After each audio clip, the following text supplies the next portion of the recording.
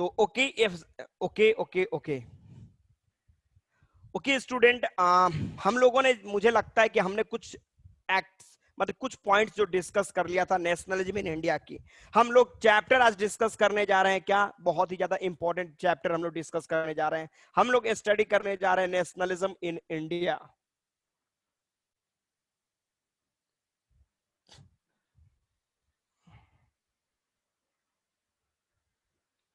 ध्यान देना भैया, हम लोग बात करेंगे भारत में राष्ट्रवाद की शुरुआत कैसे कब क्यों हुई, ठीक है, इसका रिजल्ट आउटपुट क्या मिला जो भी था। तो देखो स्टूडेंट, इसमें सबसे पहले हम लोगों ने डिस्कस कर लिया था, मैं फिर से एक बार रिकैप करते हुए आपको ले जाऊंगा हमेशा। हम लोगों ने सबसे पहले डिस्कस किया था क्या चीज, अगर आपको याद होगा तो मैंने बताया था effect of world war on India, Bharat पे वर्ल्ड वार का असर क्या क्या पड़ा था। ये पहला पॉइंट, 3 नंबर का वीबीआई क्वेश्चन मैंने बताया था, एकदम ये इंपॉर्टेंट क्वेश्चन एग्जाम के लिए, बगल में टिक आउट करके वीबीआई लिख लेना।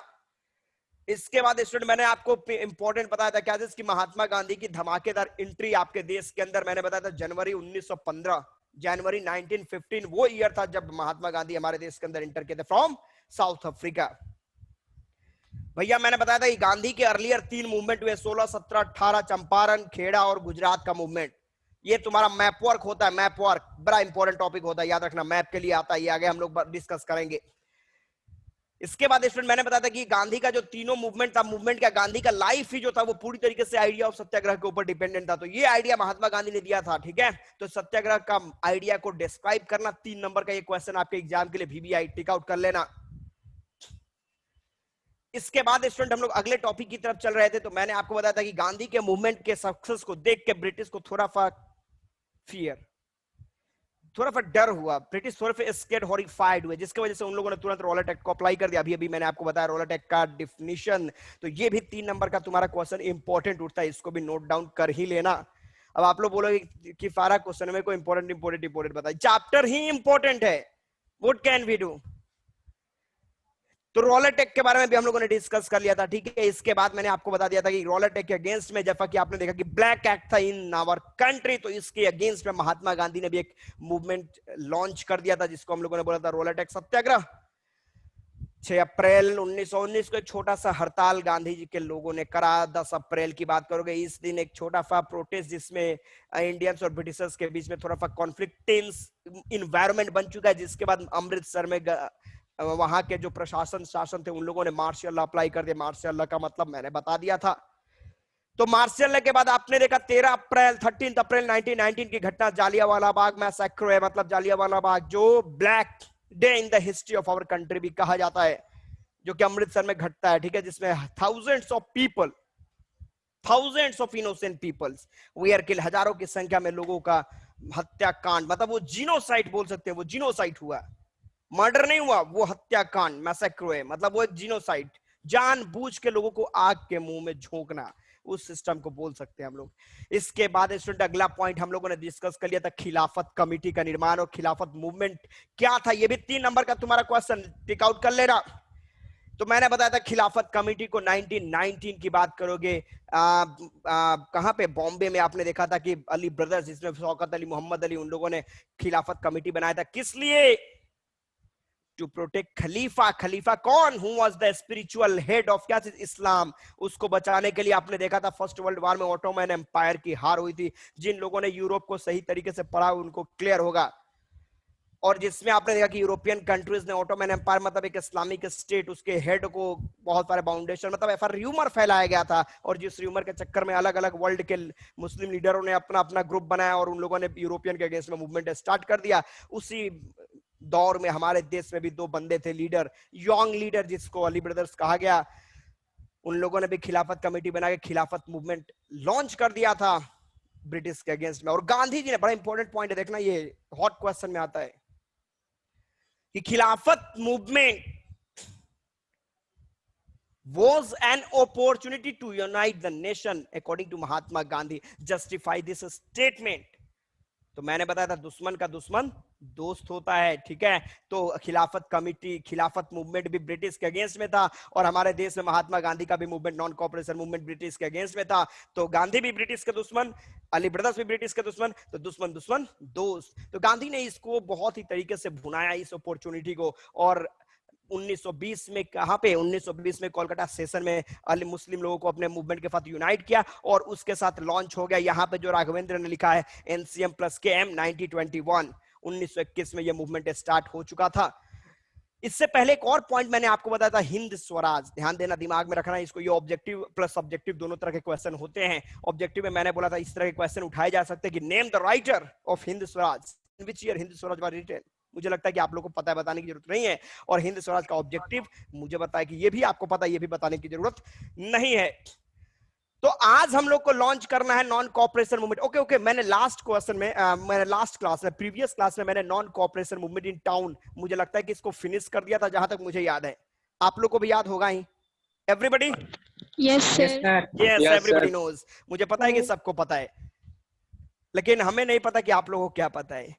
खैर जो भी है, सबको पता है। तो भैया मैंने आप लोग को बता दिया था कि टाउन में नॉन कॉपरेशन मूवमेंट को लॉन्च किया था हम लोग जैसे मिडिल क्लास वालों ने, ठीक है। सबसे पहले तिवारी जी सामने खड़े थे, ठीक है। और कंडीशंस क्या था कि हम लोग जो थे, जैसे कि आप जानते हो कि गांधी जी के बहुत बड़े फॉलोवर हमारे मिडिल क्लास के लोग थे। तो गांधी ने डिमांड किया था नॉन कॉपरेशन मूवमेंट में कि boycott all the foreign goods together with their services. British के गुड्स और उनके सर्विस को पूरी तरीके से बॉयकॉट करो, उसका विरोध करो, उसके अगेंस्ट में स्टैंड हो जाओ। और इसको हमारे देश के लोगों ने गजब का, माने मन से होता ना, दिल से ले लिया, नहीं है। और हम लोगों ने क्या किया, हमारे यहाँ के टीचर, सबसे पहले हम लोग पूरा बुक में देख लेना, सबसे पहले टीचरों का नाम आया एक नंबर में। Teachers, second students, doctors, advocate, जो जहां भी है ब्रिटिश के सर्विस को बॉयकॉट करने लगे। भाई ब्रिटिश के साथ नहीं रहेंगे हम। प्लस दूसरे कंडीशन में क्या हुआ कि हमारे देश से कुछ ऐसे भी तबके के थे, लोग थे जो कि इन सर्विसेज से जुड़े हुए नहीं थे। तो उन लोगों ने क्या किया, they started to put foreign goods on bonfire to protest against the British. और आपने क्या देखा कि the total profit of British which was 102 crore, मतलब 102 करोड़ का जो प्रॉफिट था वो टोटल कहां पे चलाया, 57 करोड़।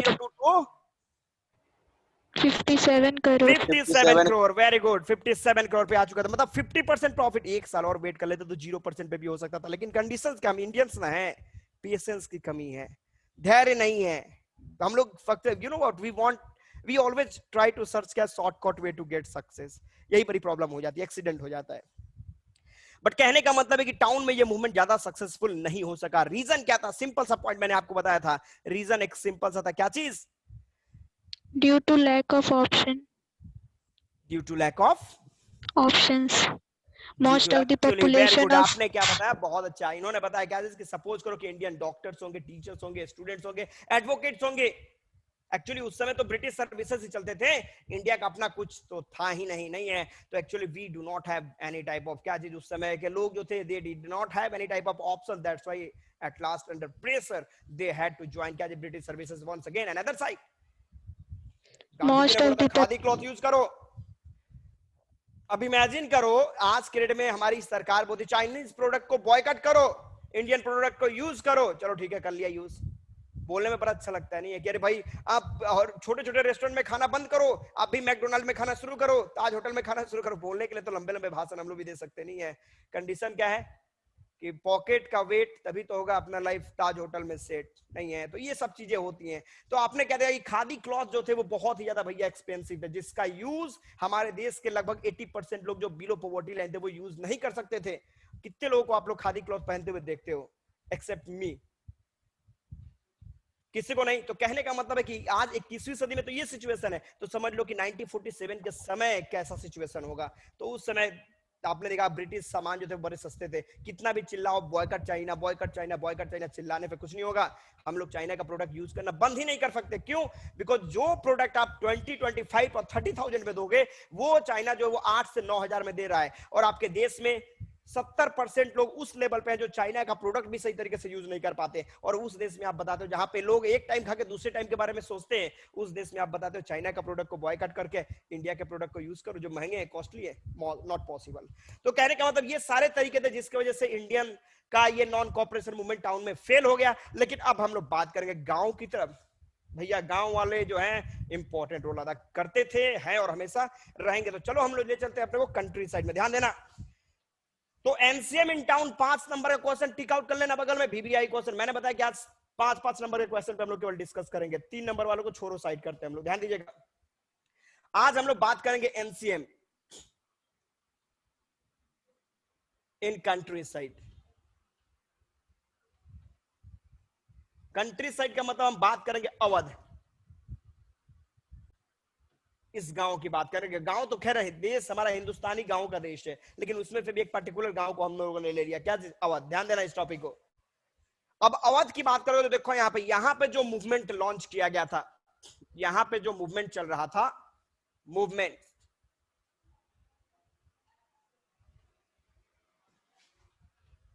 Started by peasants. भैया पीजेंट के द्वारा ये मूवमेंट स्टार्ट किया गया था, ठीक है, ध्यान देना। पीजेंट्स के द्वारा मूवमेंट स्टार्ट किया गया था against landlords and against, against तो दिख रहा है ना,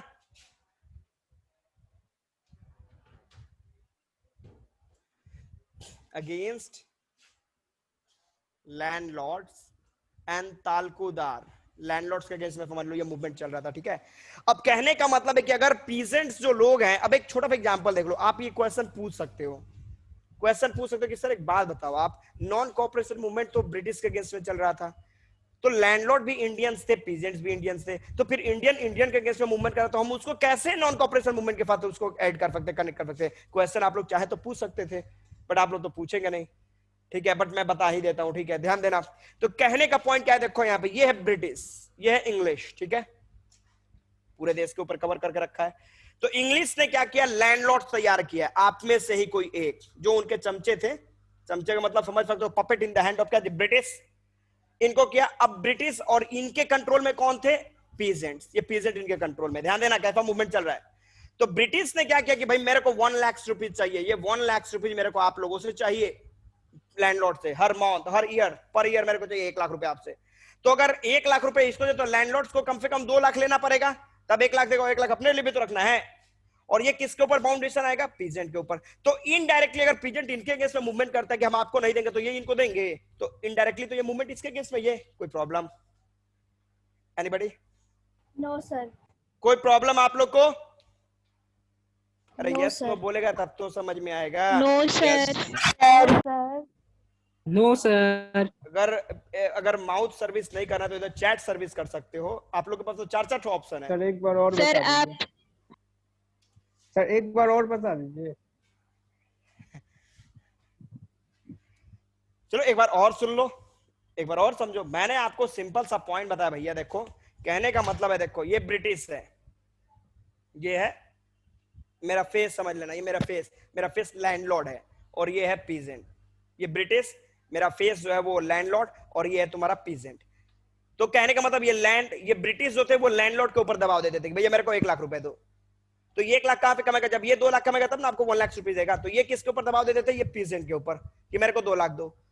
तो कहने का मतलब है कि अगर ये बंदा इसके अगेंस्ट में मूवमेंट कर रहा है, अगर ये बोले कि मैं तुमको कोई सपोर्ट नहीं करूंगा, तो जब इसको कोई सपोर्ट नहीं मिलेगा तो ये इसको सपोर्ट करेगा, तो इनडायरेक्टली तो ये सपोर्ट इसका ना, इनडायरेक्टली ये मूवमेंट किसके अगेंस्ट में है, ब्रिटिश के अगेंस्ट में ही तो है। Getting yes no? Yes. Yes, sir. भैया आगे देखो, अब देखो ये मूवमेंट जो चल रहा है पीजेंट्स का, कुछ डिमांड होगा, बिना डिमांड को कोई मूवमेंट करता, इतना टाइम रखा है, तो डिमांड क्या था, ध्यान देना, demands of peasants.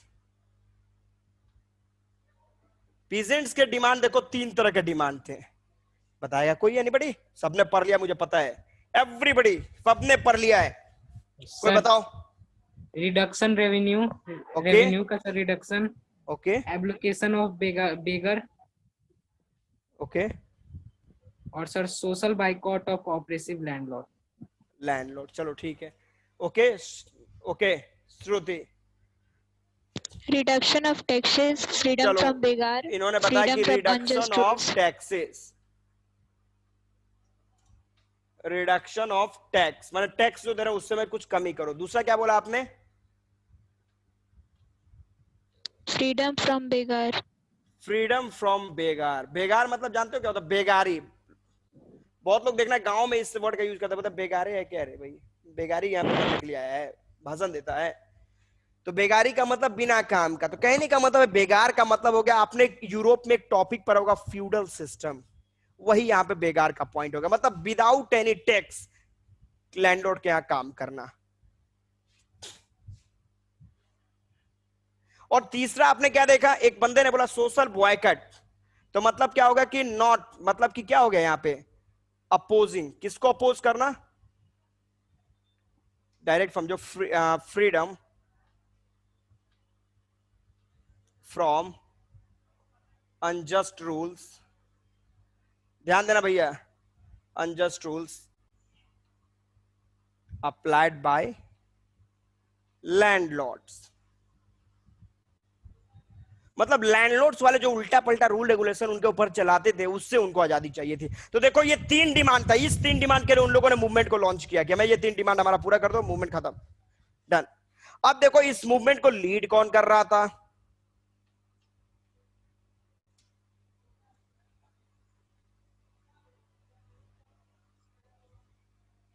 Movement was led by, भैया जानते हो नाम, बाबा रामचंद्र। क्या बात है, क्या बात है, बाबा रामचंद्र, जो कौन थे, सन्यासी थे। वेरी गुड भाई, सब के सब स्मार्ट है, मेरे को लगा हम ही लोग स्मार्ट हैं। Who was सन्यासी, सन्यासी मतलब पंडित जी लोग जिनको दुनियादारी से कोई मतलब नहीं है, सन्यासी थे। अब देखो यहीं पे एक धमाकेदार एंट्री होती है, ये नाम सुना होगा आपने, PJN, किसने किसने सुना ये नाम, रेज योर हैंड्स, बोलो क्या नाम है इनका पूरा नाम, पंडित जवाहरलाल नेहरू। क्या बात है भाई, क्या बात है, सब ये 90 प्लस वाले, 95 प्लस, रिटर्न लिख लो, 18 स्टूडेंट है ना, इसमें से 17 स्टूडेंट 90 प्लस वाले हैं सब। पंडित जवाहरलाल नेहरू की यहां पे एंट्री होती है। अरे पूरे इंडिया में 2 ही बंदे तो एंट्री कर रहे धमाकेदार एंट्री, एक तरफ गांधी जी तो एक तरफ नेहरू जी, हम किसी से कम नहीं, 2 के बीच में फाइट चल रहा है। तो पंडित जवाहरलाल नेहरू एंट्री करते हैं इन अवध, कब भैया, कोई बताएगा, जून 1920। क्या बात है, क्या बात है, एक्सीलेंट, मेहनत हो रहा है तब, जून 1920। अब देखो क्या होता है, अब इसके बाद कोई बताएगा क्या हुआ होगा, औध किसान सभा। अब देखो यहाँ पे मीटिंग होती है, किसकी मीटिंग होती है भाई साहब, पंडित जवाहरलाल और बाबा नेहरू के, और बाबा रामचंद्र। देखो यहाँ पे नाम मैं शॉर्ट में लिख रहा हूं, ध्यान देना भैया, मैंने बोला मीटिंग होती है किसके बीच में, PJN BRC, ये ईट का नाम मत समझ लेना कि ये ईट का नाम है, बाबा रामचंद्र और पंडित जवाहरलाल नेहरू, इनके बीच में मीटिंग होती है। और मीटिंग होने के बाद इन लोगों ने फॉर्म कर दिया, क्या फॉर्म किया भैया, औध किसान सभा, ध्यान देना, औध किसान सभा का निर्माण तो कर लिया इन लोगों ने बहुत जल्दी। जो स्टूडेंट लेफ्ट कर रहे हैं और लेफ्ट करके ज्वाइन कर रहे हैं उनके लिए थोड़ा सा नुकसान होगा, और अगर आपने पढ़ लिया, आपको लगता है कि आप पढ़ चुके हो, तब तो कोई दिक्कत नहीं है, क्योंकि ये रिपीटेशन नहीं होगा, ये फुल एंड फाइनल चल रहा है। तो मैंने बताया कि इनके बीच में मीटिंग के बाद इन लोगों ने औध किसान सभा का निर्माण कर दिया बहुत जल्दी, विद इन 10 और 20 डेज 300 ब्रांचेज इसके खोले। कितना ब्रांचेज भैया, 300। 303 पे 00, उतना 100 ब्रांचेस खोले गए। ये औध किसान सभा के मतलब लगभग 300 ब्रांचेस खोले गए। इनका टारगेट क्या था भैया, किसका सपोर्ट करना था, और ये औध किसान सभा का मेन ऑब्जेक्टिव क्या था, तो टू सपोर्ट किसको, पीजेंट, टू सपोर्ट पीजेंट। लेकिन 2 यहां पे प्रॉब्लम है, गांव में भी ये मूवमेंट सक्सेसफुल नहीं हो पाया, लोगों को ट्रस्ट नहीं हो पाया कांग्रेस के ऊपर। अभी इमेजिन करो, ध्यान दो, पॉइंट में बता रहा हूं, मैंने बताया कि ध्यान दो, छोटा सा पॉइंट। अब इमेजिन करो कि 2 बंदों के बीच में टेंशन हो गया, भगवान ना करे ऐसा हो, पर ऐसा थोड़ा सा, जैसे मैं एक नाम में ले रहा हूं, अभिनव आनंद एक है और एक है अंश श्रीवास्तव, ठीक है, इन दोनों के बीच का पॉइंट हो गया, टेंशन हो गया, और बीच में एंट्री कर जाते अंशु। अंशु बोलते कह रहे यार अभिनव तुम चिंता नहीं करो, मैं हूं ना तुम्हारे साथ। तो ये अभिनव का सपोर्ट दिखाते हैं, लेकिन खाते पीते किसके साथ है, अंश के साथ। तो अभिनव ने एक दिन शाम को देख लिया, बोलता अच्छा तू मेरा सपोर्ट करता है, खाना पीना वो क्या बोलते हैं उसको, वो लंबा लंबा जो पॉइंट, मैगी, हाँ मैगी तुम उसके साथ खा रहा है। अब बताओ अभिनव को कभी भी अंशु के ऊपर ट्रस्ट होगा क्या? No sir. No sir. अरे कभी होने वाला है कि हमारा सपोर्ट करेगा? No sir. No sir. तो कंडीशन सेम था क्या चीज कि पंडित नेहरू जो थे वो एक तरफ तो दिखा रहे थे, उनका दो फेस यहाँ पे दिखाया जा रहा था। एक तरफ देखो यहाँ पे मूवमेंट का फेल होने का 2-3 रीजन बताया गया, ठीक है, जिसको हम लोग एक एक करके समझ लें। तो पहला रीजन ये हो गया कि ये पंडित नेहरू जो हैं ये एक तरफ दिखा रहे थे क्या चीज कि हम भाई पीजेंट का सपोर्ट कर रहे हैं, बट खाते पीते किसके साथ थे? लैंडलॉर्ड्स के साथ। फिर वही पॉइंट, अब पीजेंट देगा बोले अच्छा तुम हमारे लिए लड़ रहा है लैंडलॉर्ड के अगेंस्ट में, खाना पीना तुम उसके यहाँ खाता है, रेस्ट वहां पे कर रहा है, तो तुम हमारा पूरा सपोर्ट कर पाएगा? यस कि नो? तो क्या पीजेंट को ट्रस्ट होगा कांग्रेस के ऊपर? यस कि no? No sir. No sir. Trust होने जा रहा है। तो कहीं ना कहीं इंटरनली उन लोगों ने इसमें टेक पार्ट नहीं किया। दूसरा रीजन बताया जाता है इस मूवमेंट का फेल होने का क्या चीज कि महात्मा गांधी का जो नॉन कोऑपरेशन मूवमेंट था, इस मूवमेंट का मतलब ही उन लोगों ने अलग तरीके से समझ लिया, गांव के लोगों ने गलत बताया गया। ये जो बुक में आपका दिया हुआ है रीजन, ये रीजन मुझे जहां तक लगता है कि ठीक है, बुक में दिया तो हमको वही पढ़ना है, नो डाउट नहीं है, अब स्कोर भी करना है तो हमको वही पढ़ना है, बट जहां तक मुझे लगता है कि इसमें थोड़ा सा मिर्च मसाला मिला के तब यहाँ पे रिप्रेजेंट किया गया है, ठीक है। तो कहने का मतलब ये रीजन बुक जो है, रीजन दिया है, बुक जो बताया है उसने ये बताया है, बुक ने ये पॉइंट बताया है कि भाई साहब कि जो पीजेंट ग्रुप के लोग थे वो थोड़े से इलिटरेट कैटेगरी के लोग थे, ठीक है। तो महात्मा गांधी का जो नॉन कोऑपरेशन मूवमेंट लॉन्च किया जा रहा था गांव में, उस गांव में जो नॉन कोऑपरेशन मूवमेंट था, ध्यान देना, नॉन कोऑपरेशन मूवमेंट जो किसके ऊपर डिपेंडेंट था? नॉन वायलेंस के ऊपर डिपेंडेंट था। तो गांव के लोगों ने नॉन वायलेंस में से नॉन को हटा दिया, अब वायलेंस करना शुरू कर दिया, लूटपाट मचाना शुरू कर दिया, जिसकी वजह से गांधी ने कहा भाई बड़ी प्रॉब्लम चल रही है, मूवमेंट को विड्रॉ कर लो। तो कांग्रेस ने वहां पे मूवमेंट को रिमूव कर दिया। ऐसा मतलब ऐसा बुक में दिखाया गया है, रिप्रेजेंट किया गया है, जो कि ऐसा था, अब बुक है तो था ही, बट दोनों पहला रीजन भी कम नहीं है। अरे हमको आपके ऊपर ट्रस्ट ही नहीं होगा, आप सपोज आपको मेरे ऊपर ट्रस्ट ही नहीं होगा कि ये बंदा हम लोग का सपोर्ट नहीं कर सकता अच्छा स्कोर करने में, तो फिर क्लासवा कौन ज्वाइन करेगा? क्लास ज्वाइन करेगा। यहाँ पे बोर्ड देखने आता। तो कंडीशंस क्या है कि यहाँ पे जब पीजेंट्स को नेहरू जी के ऊपर ट्रस्ट ही नहीं था कि भैया लड़ रहे हो हमारे लिए और जिसके अगेंस्ट में लड़ रहे हो उसी के घर पे खाना पीना खा रहे हो, इंटरटेन कर रहे हो अपने आप को, तुम क्या हमारा सपोर्ट करोगे? तो कहीं ना कहीं ये भी एक रीजन था। और जो दूसरा मैंने बताया क्या, जिसकी नॉन वायलेंस की जगह पे उन लोगों ने वायलेंस का यूज किया, बुक के अनुसार वो भी रीजन हो सकता है कि ऐसा भी था। तो ये सारे पॉइंट्स है जिसके वजह से ये गांव में भी ये नॉन कोऑपरेशन मूवमेंट जो था वो फेल कर गया। तो ये भी भैया देख लो, यहाँ पे बगल में 5 नंबर का क्वेश्चन भी आई, 5 मार्क्स। एनीबडी, ये टॉपिक आपको समझ में आ गया? Non cooperation movement in countryside, everybody question में यस और no? Yes sir. Yes sir. Yes sir. Yes sir. सबको क्लियर है? Yes sir. Yes sir. Sir camera थोड़ा सा साइड कर लीजिए अपना। क्या बोला भैया? कैमरा थोड़ा सा इधर कर लीजिए, इधर का लिखा हुआ नहीं दिख रहा है इधर। उधर वाइट है, उधर देखेगा तो प्रॉब्लम है।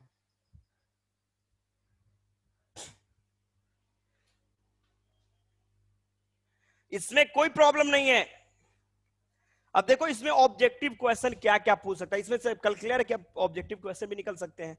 हु फॉर्म्ड औध किसान सभा, कौन कौन फॉर्म किया था भैया? पंडित जवाहरलाल नेहरू और बाबा रामचंद्र। क्या बात है, क्या बात है, वेरी गुड, एक्सीलेंट भाई। सब 90 प्लस जा रहे हो, उसमें नीचे तो कहीं कुछ संभावना ही नहीं बनती है। चलो तो ये है, इसका ज्यादा कुछ क्वेश्चन है नहीं, बस ये है। दूसरा 1 नंबर का भी क्वेश्चन पूछ सकता है कि what was the main objective, sorry, demands of peasant. Peasant का डिमांड क्या था? तो ये 3 को डिमांड दिखाई दे रहा है ना, ये कहाँ गया, और ये और ये तीनों डिमांड आपको दिखा दोगे, आंसर हो जाएगा भैया। मुझे नहीं लगता किसी को कोई प्रॉब्लम है। कैन वी गो फॉरवर्ड, आगे बढ़े? Yes sir. आयुषी, क्या क्वेश्चन है? आयुषी को प्रॉब्लम है? सर नहीं सर, वो गलती से चला गया। अच्छा, गलती से आपने लिख दिया, चलो ठीक है, कोई दिक्कत नहीं है। अब चलो ये कंट्री साइड को छोड़ के एक कदम और आगे बढ़ेंगे भैया।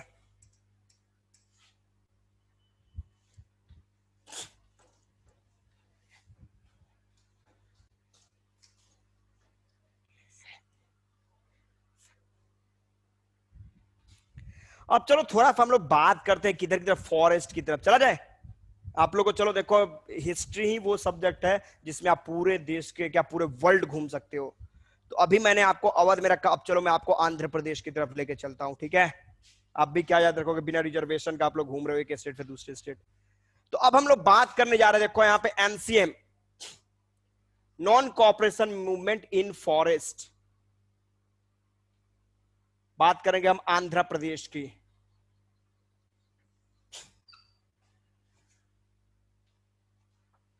भैया आपने देखा, पहले तो छोटा सा एग्जांपल देख लो, मैं थोड़ा सा आपको 9th क्लास के कुछ हिस्ट्री के पॉइंट्स को एक्सप्लेन कर दूं।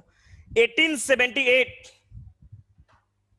में ब्रिटिश ने एक एक्ट लगाया, फॉरेस्ट एक्ट, जिस एक्ट का मेन टारगेट क्या था कि भैया जो ट्राइबल पीपुल, देखो यहाँ पे Adivasi, you know what tribal people कौन है, कोई बताएगा एनीवन? ट्राइबल पीपल किसको बोलेंगे? जो फॉरेस्ट के पास रहते हैं सर। आदिवासी नहीं भाई, जो फॉरेस्ट में रहते हैं। नो, जो आदिवासी मतलब you know what tribal people? Tribal people ये वैसे लोग हो जो इंडिपेंडेंट रहते हैं, जो नेचर के साथ कनेक्टेड रहते हैं, जो नेचुरल लाइफ को जीते हैं। उन्हें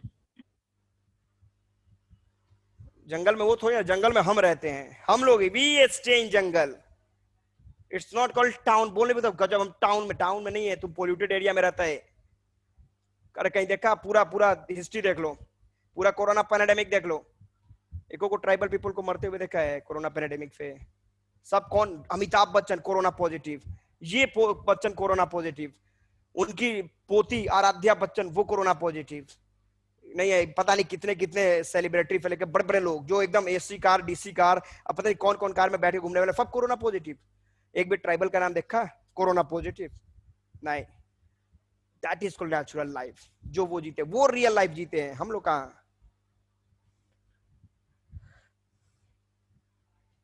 कहां रहते हैं? ओके देखो, अब यहां पे एक अंशु ने क्वेश्चन पूछा कि ट्राइबल पीपुल कहां रहते हैं। देखो, they lived in remote areas. ध्यान देना, tribal people always lived in remote areas. Remote area मतलब जानते हो कहां पे? रिमोट एरिया क्या? Backward area. ओ नो, फिर आप फिर backward mountain areas. Remote areas are not called backward. Remote areas means natural play. देखो यहाँ पे छुट्टी मनाने के लिए हम लोग कहां जाते हैं? शिमला। छुट्टी मनाने के लिए बहुत सारे लोग टूर पे, जंगल के टूर पे जाते हैं, यहाँ वहां घूमने के लिए जाते हैं। हम लोग टूर मना करने के लिए वहां पे जा रहे हैं। अब वो लोग का तो नेचुरल लाइफ वहां पे है। तो रिमोट एरियाज का मतलब ये वैसे एरियाज है where common people can not reach easily, जहां पे हम लोग जैसे लोग नहीं पहुंच सकते। तो कहां पे रहेंगे? फॉरेस्ट के बीच में रहेंगे, डेजर्टेड एरियाज में रहेंगे, माउंटेन के ऊपर रहेंगे। तो ऐसे जगह पे जहां पे कॉमन पीपल। और ये बताओ कि आखिर वो लोग why did they live in remote areas? वो रिमोट एरिया में क्यों रहते थे? You know why? Tribal people, क्या उनको मेट्रो ट्रेन पे घूमने का इच्छा नहीं करता क्या? उनको टाउन में इधर पे उधर रेस्टोरेंट में खाने की इच्छा नहीं करती क्या? क्यों वो रिमोट एरिया में रहते हैं? You know why? बिकॉज सबसे पहला है कि their culture, their society and our society, there is a great difference between both. हमने क्या देखा कि हमारा समाज जो था वो ब्राह्मण, क्षत्रिय, वैश्य, शूद्र अलग अलग कैटेगरी में बटा हुआ था, बट वहां पे ऑल वेयर ट्राइबल पीपल्स। दूसरा है कि their culture, tradition, their customs were very different to us, plus they didn't want any outsider interference in their own lifestyle। वो नहीं चाहते थे कि बाहर का कोई भी बंदा के हमारे लाइफस्टाइल में दखल अंदाजी दे। गजब के यूनाइट थे वो लोग। That's why they lived in remote area। ऐसा नहीं कि वो बैकवर्ड लोग थे। अगर बैकवर्ड होते तो बताओ, आदिवासियों के बारे में आप पढ़ोगे क्यों? बुक में पढ़ोगे उनके बारे में? गांधी के चैप्टर में उनका भी नाम दिया हुआ है, भगत सिंह का नाम नहीं दिया, चंद्रशेखर आजाद का नाम नहीं दिया, एक ट्राइबल पीपल का नाम, एक ट्राइबल बंदे का नाम, एक लीडर का नाम यहाँ पे दे दिया। तो बताओ वो बैकवर्ड है? उनके बारे में आप स्टडी करके स्कोर करते हो अच्छा खासा, they are called backward? No. हम लोग जो कचरा फैलाते हैं, जो पेड़ पौधों को काटते हैं, जो नेचुरल डिजास्टर्स के मेन करता धरता हम लोग हैं, मुझे तो लगता है कि हम ही लोग बैकवर्ड हैं, हमसे बड़ा बैकवर्ड कोई नहीं है।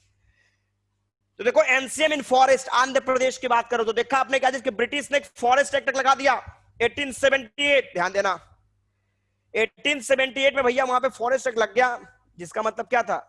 मतलब सिंपल सा था कि अब जो फॉरेस्ट, जो कि उनका अपना नेचुरल घर था, अब वहां पे क्या लग गया कि भैया ये जो जंगल है, ये फॉरेस्ट है, अब ये गवर्नमेंट का है, मतलब ब्रिटिश का है। अब इसमें आप लोग स्टे नहीं कर सकते, चलो get out from here, get out from here. आपको यहाँ पे निकलना पड़ेगा। कोई अपना घर छोड़ के जाएगा? Nobody wants to go. तो यहां पे आपने क्या देखा कि देखो यहां पे पहला पॉइंट हम लोग चलेंगे, ध्यान दीजिएगा। ब्रिटिश अप्लाई, इतना लंबा एक्सप्लेनेशन देने की जरूरत नहीं है, मैं डायरेक्ट शॉर्ट में आपको समझाने की कोशिश करता हूं। नोट्स तो आप लोग लिख ही लिए हो, नो डाउट। देखो यहां पे फॉरेस्ट एक्ट लगाया गया आपके देश के अंदर, forest act in Indian forest, Bharat के जंगलों में लग गया। एंड यहां पर tribal were chased, tribal people को भगाया गया, चल भाग यहां पे निकल ले, हटा दिया गया, चेस किया गया। सर कब लगाया गया था फॉरेस्ट? फॉरेस्ट एक्ट लगा आपका 1878, नोट डाउन कर लेना। डन। अब कहानी क्या बढ़ती है, ध्यान देना। अब बढ़ता क्या चीज है कि अब ट्राइबल जो थे, ट्राइबल पीपल, वो इस फॉरेस्ट एक्ट के अगेंस्ट में मूवमेंट लॉन्च कर चुके थे, ठीक है। तो tribal movement of tribal,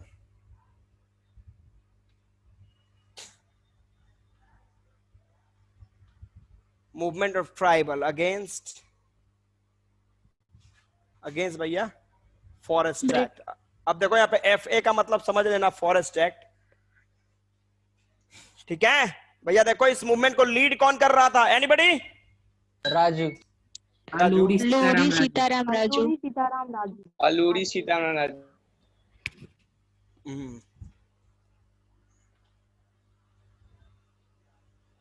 Alluri Sitaram Raju.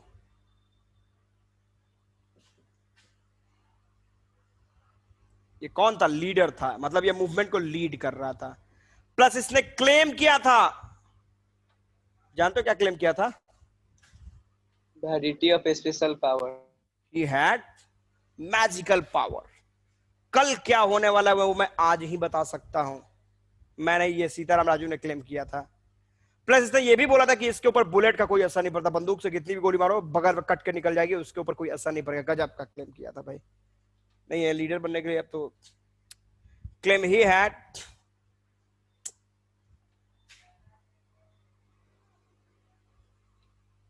Super natural power,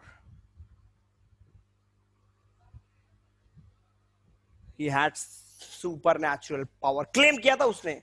भैया गजब का फॉलोवर था महात्मा गांधी का, क्या बताया जाए। ये कौन था?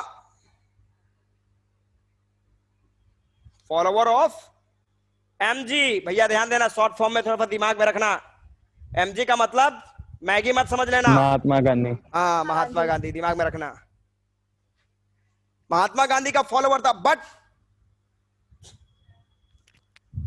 नेग्लेक्ट किया था, बोला कि हम आपके प्रिंसिपल को नहीं मानेंगे। नेग्लेक्टेड हिज प्रिंसिपल ऑफ क्या चीज? Non violence. Non violence. Done. तो भैया उसने क्या किया? स्टार्ट किया था क्या चीज?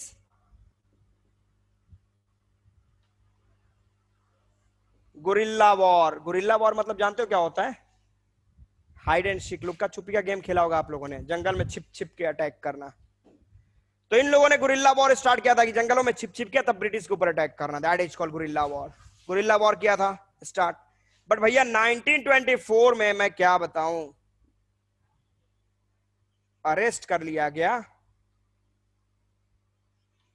एंड हैंग, और बंदे को फांसी हो गई। इसके बाद ये बंदा वहां का फॉल्क हीरो बन गया।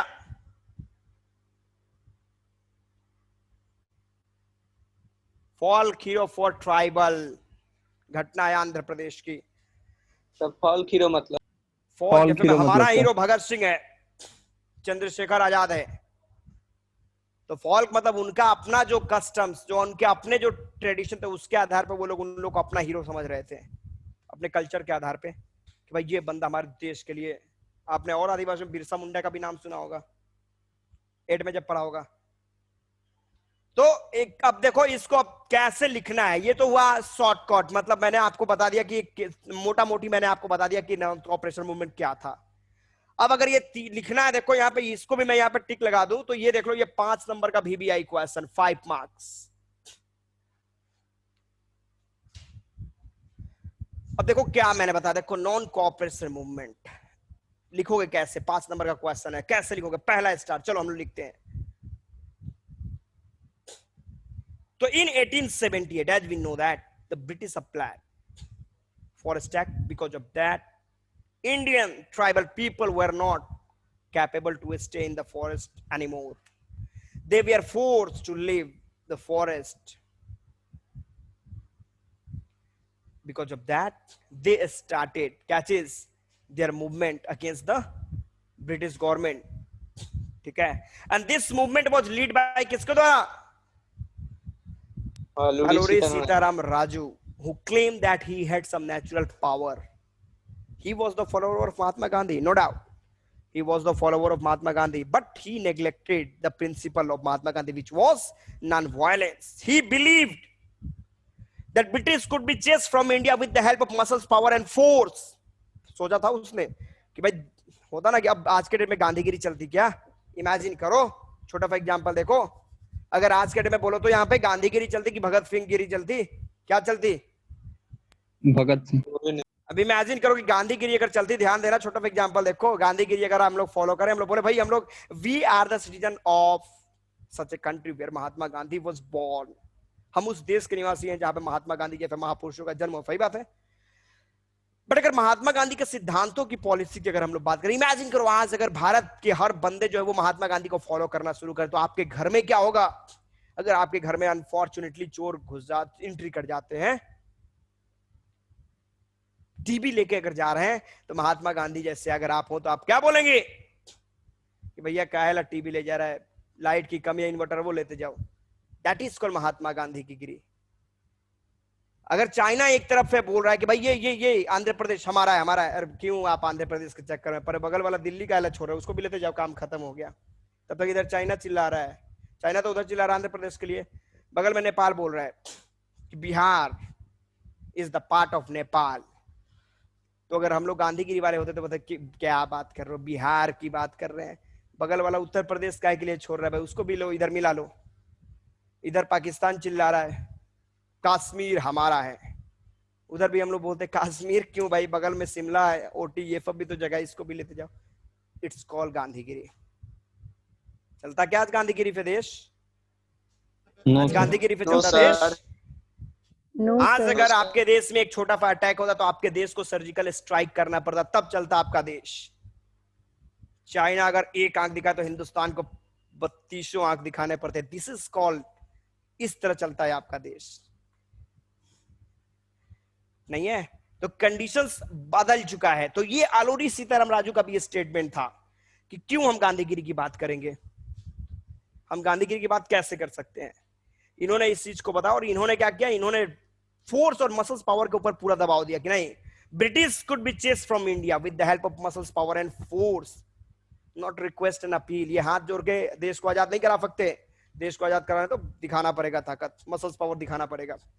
और यहां पे आप ले कि उन्होंने क्या स्टार्ट किया, गुरिल्ला वॉर। गुरिल्ला वॉर का मतलब मैंने बोला हाइड एंड सीक, जंगलों में जो उनका एक स्पेशल, गुरिल्ला वॉर का मतलब आदिवासियों का एक स्पेशल वॉर होता था जिसमें हाइड एंड सीक करके मारा जाता था, ठीक है। 1924 में, 1924 he was arrested and hanged and after that he became the heroes for the tribal people in Andhra Pradesh। तो ये 5 नंबर के क्वेश्चन आपके हो जाएंगे VBI स्टूडेंट। आई होप ये टॉपिक आपके दिमाग के अंदर इंटर कर चुका है। Yes Kiro, tell me fast. Yes sir. Yes sir. Everybody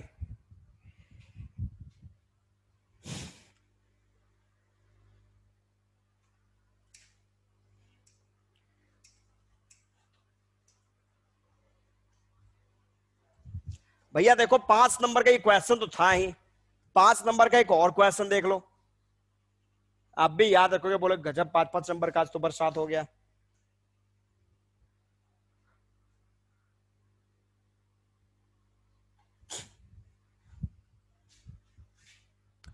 अब हम लोग बात करेंगे 5 नंबर के नेक्स्ट क्वेश्चन की और लास्ट 5 नंबर के क्वेश्चन की, ठीक है। अब हम लोग बात करेंगे एनसीएम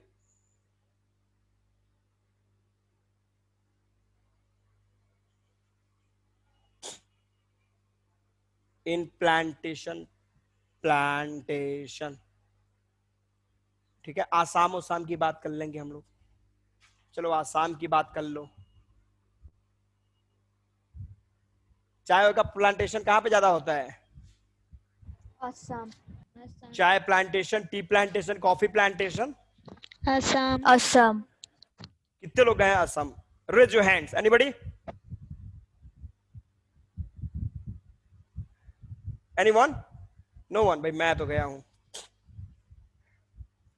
हाँ जो लोग गए हैं उनके लिए ठीक है। असम में आपने देखा चाय का कितना ज्यादा बागान, ये वो सब चीज क्या बताया जाए। ठीक है, जो नहीं गए हैं क्या किया जा सकता है आप लोग को।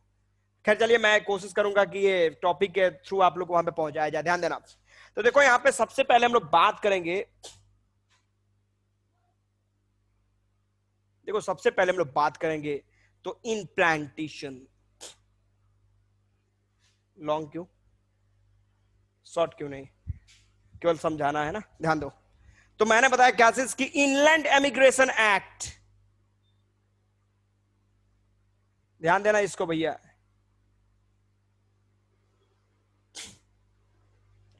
इनलैंड एमिग्रेशन एक्ट कोई बताएगा क्या कब लागू हुआ था? एनीबॉडी?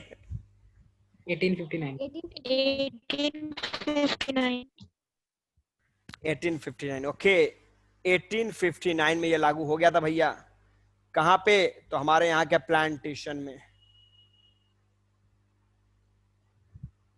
अच्छा चलो ठीक है, ये तो सही है। अब ये बताओ ये इनलैंड एमिग्रेशन एक्ट था क्या? Anybody raise your hands.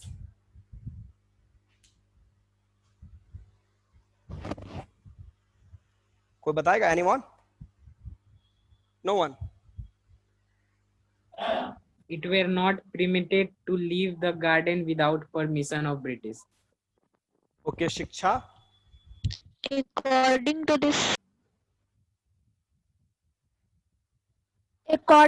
this act, the plantation workers were not permitted to leave the tea garden without permission. Pooja? Under this act, plantation workers, especially in the area of Assam, they were not allowed to go back their villages with the permission of British government.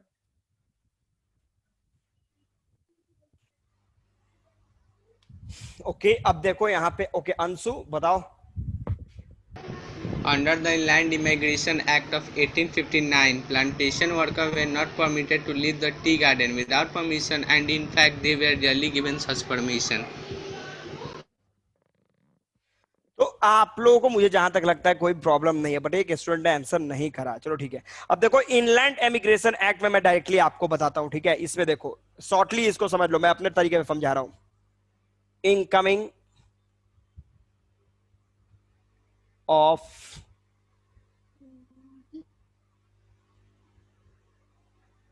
plantation workers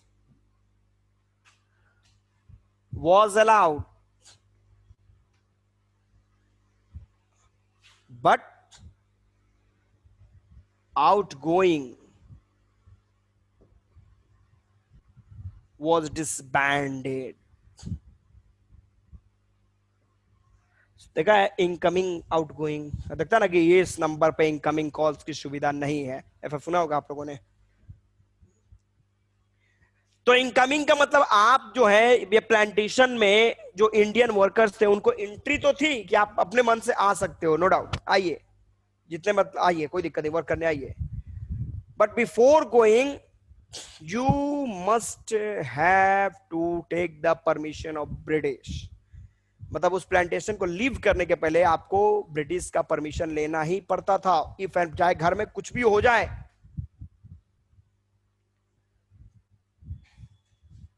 return तो हम लोग पढ़ते नहीं है, return we can not read. तो देखो, incoming of plantation workers was allowed but outgoing was disbanded completely. ठीक है, तो अब आपने क्या देखा कि इन लोगों को तो इससे प्रॉब्लम थी। दूसरी तरफ देखो ये प्लांटेशन, यहीं पे क्या हुआ, ड्रीम दिखाया गया नॉन कोऑपरेशन मूवमेंट का। गांधी राज की बात की गई, गांधी राज की बात की गई कि भैया गांधी राज आने वाला है। गांधी राज का मतलब राम राज्य आने वाला है।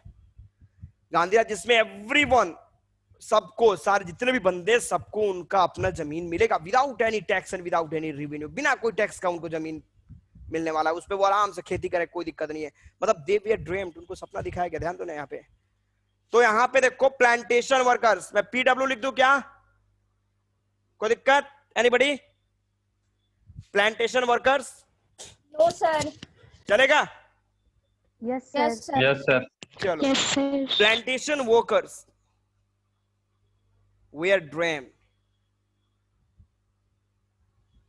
अबाउट, किस चीज के लिए सपना दिखाया गया? गांधी राज। भैया गांधी राज आने वाला है। गांधी राज मतलब everyone would get lands without tax, without any rent. कोई पैसा नहीं देना आपको, सबको अपना जमीन मिलेगा। लेकिन एक शर्त है। शर्त क्या है? आप लोग को नॉन कॉपरेशन मूवमेंट में पार्टिसिपेट करना पड़ेगा।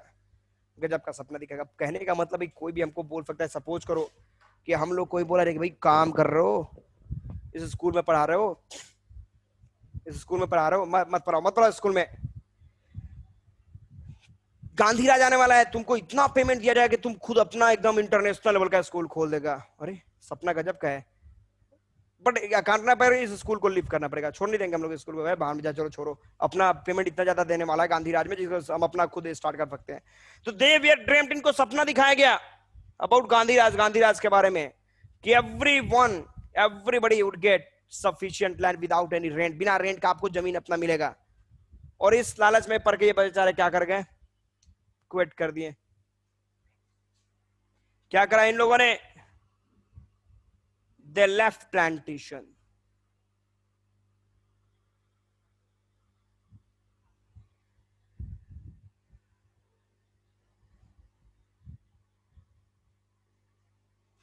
And marched to take part in NC। मतलब ये सब अपने अपने घर की तरफ चल दिए कि भाई घर पे जाएंगे, वहां पे नॉन कॉपरेशन मूवमेंट में पार्टिसिपेट करेंगे। लेकिन ब्रिटिश ने क्या अलाउ किया? मार पिटाई करी जबरदस्त, रिचुअल वे यूज किया इस मूवमेंट को सप्रेस करने के लिए। बहुत सारे बंदे तो अपने घर तक भी नहीं पहुंच पाए, अपने, ठीक है। और इस तरीके से ये भी मूवमेंट जो था वो फेल कर गया। तो अब चलो इस टॉपिक को अगर हम लोग लेके चले, अगर ये क्वेश्चन दे दिया 5 नंबर भी आई, अगर ये क्वेश्चन भैया दे दिया कि non cooperation movement in plantation, इसको डिस्क्राइब करो, ध्यान देना इंपॉर्टेंट, पहला पॉइंट, पहला स्टार। इन प्लांटेशन, अच्छा प्लांटेशन का मतलब कितने स्टूडेंट जानते हैं? Raise your hands. कितने बंदे प्लांटेशन को डिफाइन कर सकते हैं? What do you mean by plantation? Anybody? Shruti, okay चलो ठीक है, कंटिन्यू।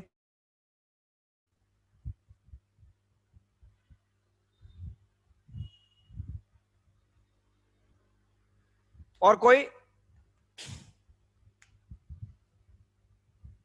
सर इतने सब में सर खिलाफत मूवमेंट का सर कोई हैंड नहीं था क्या सर? अली ब्रदर्स का इसमें कुछ हाथ नहीं था भाई? मूवमेंट में सपोर्ट कर रहे हैं और क्या कर सकते हैं? तो प्लांटेशन कौन डिफाइन करेगा? बात नहीं हुई। अभी मैं जो क्वेश्चन पूछा हूं केवल इस पे आप लोग रहिए। What do you mean by plantation? चलो शिक्षा, what do you mean by plantation?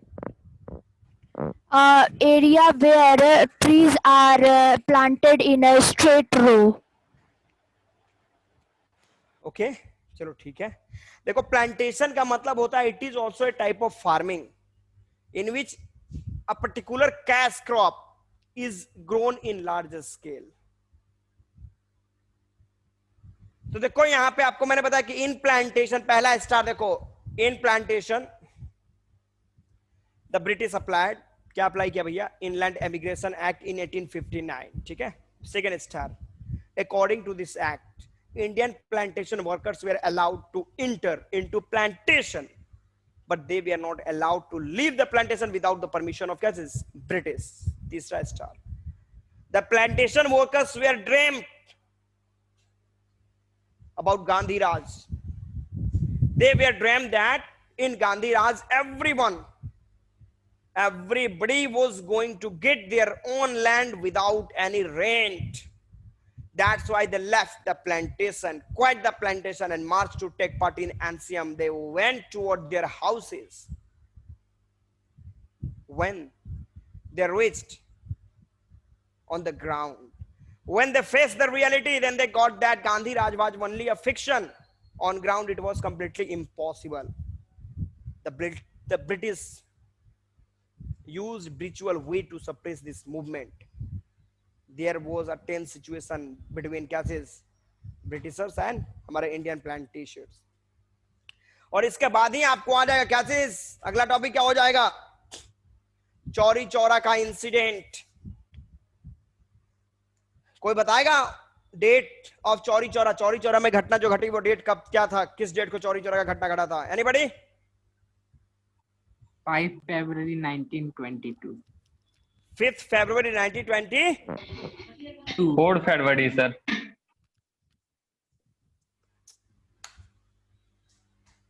5th February 1922. और मेरा वॉइस क्लियर नहीं ना जाएगा भैया? सबको मेरी आवाज क्लियर जा रही है? Yes sir. चलो अब हम लोग यहाँ पे इसके आगे नहीं बढ़ेंगे, ठीक है? हम लोग non cooperation movement in plantation तक स्टॉप करेंगे. पीछे चलो एक बार फिर से. आज हम लोगों ने जो टॉपिक पढ़ा उसमें कुछ कुछ इंपॉर्टेंट पॉइंट डील करेंगे हम लोग, ठीक है? हमने डिस्कस किया non cooperation movement in country side. Country side student anyone? तो जिसमें मैंने आपको बताया क्या कि कंट्री साइड में जो पीजेंट थे वो लोग इस मूवमेंट को लॉन्च किए थे. 3 डिमांड उनका. पहला डिमांड मैंने बताया क्या? Reduction of tax, freedom from begar and freedom from unjust rule and regulation applied by landlords. मैंने बताया कि ये मूवमेंट को लीड कौन कर रहा था? एनीबॉडी? बाबा रामचंद्र. ओके, बाबा रामचंद्र लीड कर रहे थे, जो कि एक सन्यासी थे. डन. इसके बाद आपने देखा कि पंडित नेहरू न थे. नेहरू जी की एंट्री कब हुई? 1920. जून 1920. जून 1920. चलो ठीक है. उसके बाद क्या? Pandit Jawaharlal Nehru met with Baba Ramchandra and formed Audh Kisan Sabha. Yes, Aundh किसान सभा. एंड रिसेंटली लगभग बहुत जल्दी इसके 300 ब्रांचेस भी ओपन किए गए. Target to support peasant. But कहीं ना कहीं ट्रस्ट का थोड़ा सा गेम रह गया, नहीं है इधर पे उधर. इसके वजह से मूवमेंट आपका डैमेज हुआ, ये बताया मैंने अभी आपको. हम लोग अगला चलेंगे फॉरेस्ट की तरफ. फॉरेस्ट में स्टूडेंट मैंने क्या बताया आप लोग को? एनीबॉडी? कोई बताएगा? पूरा 5 नंबर का मैंने क्वेश्चन दिया. चलो ठीक है. कौन 5 नंबर में 5 नंबर ले सकता है? 5 में 5 पे स्कोर मेरी तरफ से. चलो अगर मैं आपकी कॉपी चेक कर रहा हूं, मुझे 5 नंबर देना है. क्वेश्चन आपका नेशनलिज्म इन फॉरेस्ट, ये non cooperation movement in forested areas Andhra Pradesh, इसको डिस्क्राइब करना. 5 नंबर चाहिए आपको. चलो कौन लिखना चाहेगा? Hand raise. Everybody raise your hands. Only 2 student. 2 ही स्टूडेंट को 20 चाहिए. 5 नंबर चाहिए. बस 3 स्टूडेंट्स. Any more? बस मतलब और सब केवल फेस देखने के लिए आ रहा है. आप लोगों को इसको नहीं चाहिए? चलो this question over to Priyanka.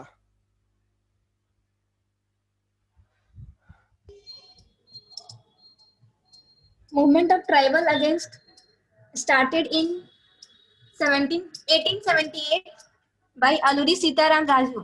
He was the leader of this act. He claimed himself as the supernatural power. He was the follower of Mahatma Gandhi but neglected his principle of non-violence. And in 1924, he started folk hero for tribal. Priyanka 3 marks. 5 number नहीं आ पाया. मुझे 5 marks चाहिए. 5 में 1 number कम नहीं चलेगा. मेरे को 5/5 चाहिए. चलो श्रुति. In India, the British applied the Forest Act. Speak loudly. In India, British applied the Forest Act in 1878. According to this act, tribal people had to leave the forest. Tribals started movement against the British. Alluri Sitaram Raju was leading this movement. He claimed that he had some natural power. He was the followers of Mahatma Gandhi but neglected his principle of non-violence. He started guerrilla war.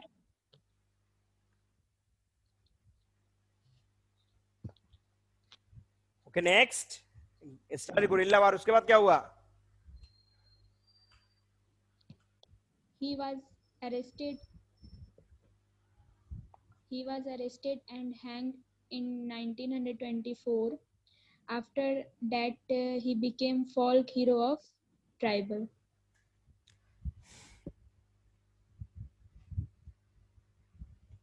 It's your marks. Only 4 marks. Yes.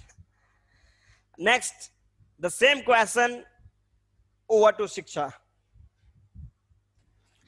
In this act was passed in 1878. This movement was the leader of this movement is Alluri Sitaram Raju. In this act, tribal has ordered to leave the forest. And for this, tribal started movement against British. Alluri Sitaram Raju was a follower of Mahatma Gandhi, but he neglected his principle of non-violence. He thought that we can't get freedom we don't get freedom without violence. He started guerrilla war. He was arrested and hanged in 1924 and become folk hero of tribal.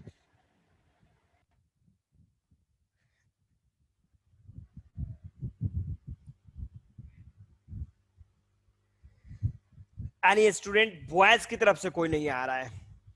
Piyush, Raghavendra, अभिनव, ये सारे student कहां सो रहे हैं क्या?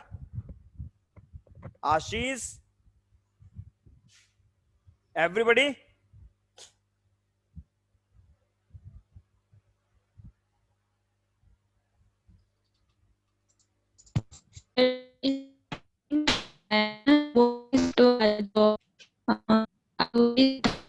Natural था वो वाला फिर से एक बार रिकैप कर दीजिए ना।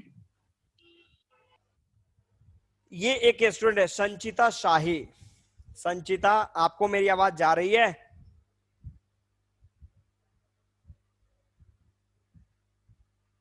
यहाँ पे विशाल वैभव। Yes sir. भैया तेरे को समझ में नहीं आया क्या टॉपिक? समझ में नहीं आया टॉपिक आपको? आ गया सर। तो फिर बोल, हैंड क्यों नहीं रेज किया आपने? यहाँ पे आज्ञा सिन्हा,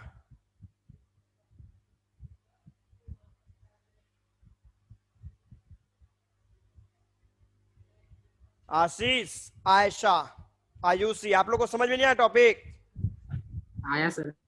तो हैंड क्यों नहीं रेज कर रहे हो? बोलने में प्रॉब्लम है, फास्टिंग वास्टिंग नहीं ना है?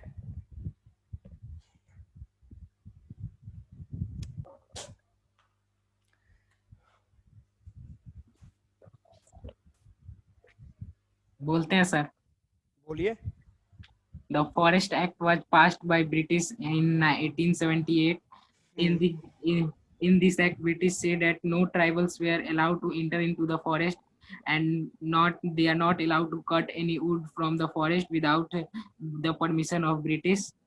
This after that, Alluri Sitaram Raju led the guerrilla warfare in Gudem Hills of Andhra Pradesh. Gudem Hills, but he is the follower of Mahatma Gandhi, but he don't follow the rule of Mahatma Gandhi. He said that without violence we will not free from British. He claimed that he had a special power. He could make correct astrological prediction, and he could survive even the bullet shots. But in Raju was captured and executed in 1924. Over time he became a flock hero. But this tribal movement of tribals in Andhra Pradesh was not successful. Okay, Alluri Sitaram Raju को मारा गया और उसके बाद ये movement जो था वहां पे फेल करा। ठीक है, तो अब स्टूडेंट लास्ट आपका है इनलैंड ये नॉन कॉपरेशन इन प्लांटेशन। कोई स्टूडेंट एनीवन?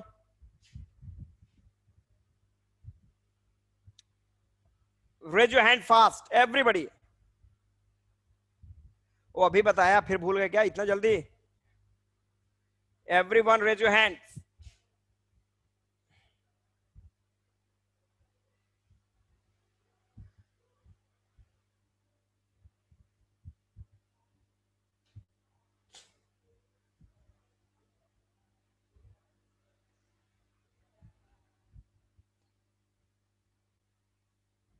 पीयूष, पीयूष को मेरी आवाज जा रही है? पूजा आपको समझ में नहीं आया टॉपिक? Raghavendra yes sir. समझ में नहीं आया क्या टॉपिक? आया सर। तो हैंड क्यों नहीं रेज कर रहे हो? बोलो सर। एक minute.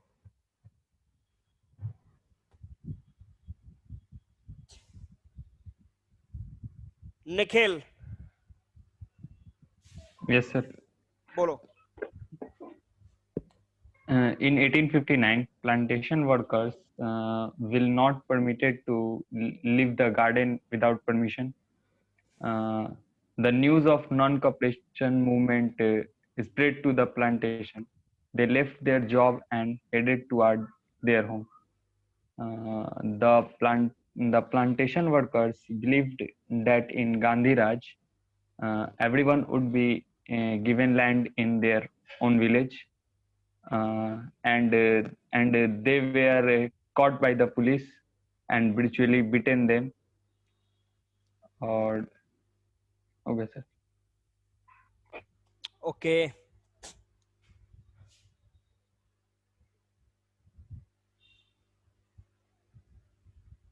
Okay, Raghavendra. Yes sir. बोलो, continue. In 1859, Immigration Act of Plantation was passed, in which the incoming of plantation workers was allowed, but outgoing was disbanded. In which the plantation workers were dreamt about Gandhi Raj, and they were said by everyone would get land without any rent, and after that they left plantation and marched to take part in NCM, non-corporation movement.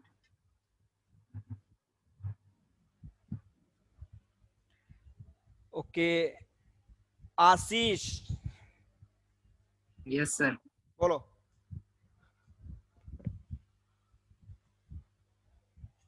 Continue NCM in plantation।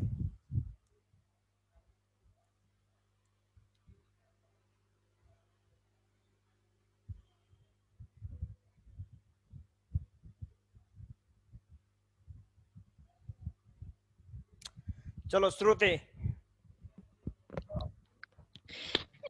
The English applied Inland Immigration Act in 1859. According to this act, Indian plantation workers had the right to incoming, but outgoing was disbanded without permission of British. Indian peasant workers had to work more but get less wages. Indian peasant workers dreamed that Gandhi Raj was come soon. In Gandhi Raj, everyone would get their own land without any rent and taxes. Indian peasant workers left plantation and marched to take part in non-cooperation movement. But when they faced reality, then they got Gandhi Raj only a story, and English police beaten them and kept them into the jail. Okay, तो यहाँ से एक छोटा सा break लेंगे हम लोग और फिर अगले क्लास में आगे की तरफ हम लोग बढ़ेंगे। तो इतने टॉपिक को आप लोग एक बार फिर डील करेंगे, डिस्कस करेंगे और डिस्कस करके वर्कआउट करेंगे। तो एक छोटा सा ब्रेक। ओके।